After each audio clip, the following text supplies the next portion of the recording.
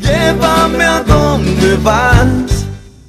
Sí, Daisy, algo ocurrido en Pedro Juan Caballero, aparentemente un nuevo caso de secuestro. Un niño de 11 años fue llevado de la vivienda de su abuelo paterno en horas de la madrugada. El hecho ocurrió en el barrio centro de Pedro Juan Caballero. La víctima es Jeremías Gabriel Soria, hijo de Gabriel Soria, un conocido veterinario de la frontera y nieto del ingeniero Agustín Soria. Los secuestradores huyeron en un automóvil Chevrolet Corsa que pertenece al padre de la víctima. En principio, surgió la información de un supuesto pedido de rescate de 400.000 reales, pero posteriormente esto fue negado por la familia.